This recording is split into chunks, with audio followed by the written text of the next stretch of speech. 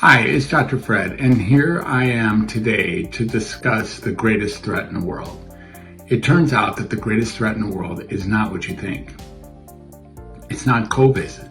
It's not racism. It's not global warming. It's not the war in Ukraine or in Israel. It's not even sex trafficking. Although these things are massive threats to all of humanity, they are not the greatest threat in the world. The greatest threat in the world is that we are collectively not expressing our true voice and not willing or able to listen to others. Why is that a more important threat than any of the others? Well, if you think about it, the only way we're going to make a dent in any of the others is to actually have an open discourse, a conversation with people that we may or may not agree with open-handedly. These might be people who are diametrically opposed to what we think about certain issues, and our capacity to actually speak our truest self fearlessly and to listen openly and honestly to what others have to say are the critical features of how we're going to get by any of the problems that we have in life. You see, if we're not willing to actually share effectively and learn how to communicate effectively, then we might as well put a fork in us, because it's the end of the world as we know it. These are global threats that we need to deal with, but if we're unable to communicate effectively, we're never going to get on the other side. It turns out that most people have difficulty actually expressing their truest voice, and instead say things in order to be on the right side of issues. They say things frequently that even they don't believe. They've learned how to pretend to be someone different than they are as a way of protecting who they really are. This is both a preposterous and ludicrous strategy. It doesn't work. It's sheerly absurd. And it's very difficult to do, as you have to remember a lot of things about who you said what to and what you said when you did. So what I'm suggesting is that it's time for us to actually speak our honest, true, genuine, authentic self openly. In increments, it's up to you to start doing that in your inner circle. Start doing that with the people you care about. Actually, let's start saying what it is that matters to you. It was Henry David Thoreau who said that the mass of men go to their life through quiet desperation. The mass of men go through life in quiet desperation and then go to their graves with their song still in them. That to me is one of life's greatest tragedies.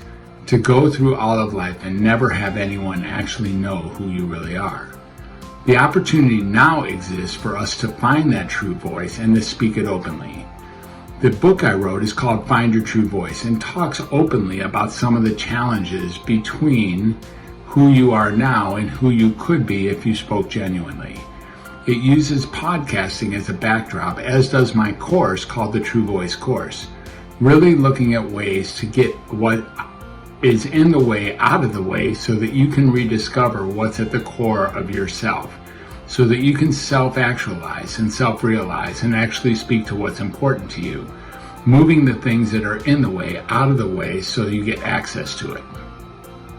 I am a big proponent of being able to speak what's important to you and what's on your mind genuinely, authentically, and right from the core of your soul and your heart.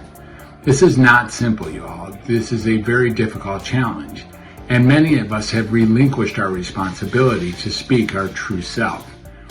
We are in a space right now in the world where we need to have open discourse. In order to do that, we need to not dismiss people who are directly and openly adversarial, or I should say diametrically opposed to what we have to say about things. I invite you to step into your true voice with the people that really matter to you.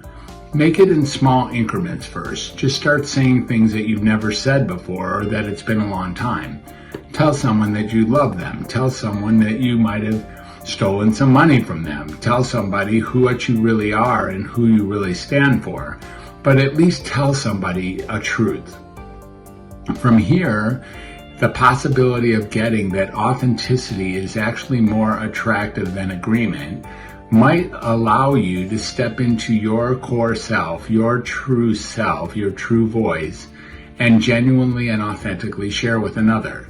That's what the True Voice technology is all about. That's what I use podcasting for, both as a host and a guest, and that's what I invite you to acknowledge you might be missing. You see, we learned this a long time ago to pretend to be somebody else that we're not. And the crack in the cement has gotten so much larger over time. The important thing here is to allow ourselves to access it and then speak it openly, either with words or the creative arts. This is what I'm inviting you to do. Welcome to humanity, you all. Welcome to the True Voice. It's really an honor to speak to you about this and to introduce you to True Voice technology, and I look forward to future contacts with you. Please get in touch with me if you'd like to hear a little bit more about this process. Bye for now.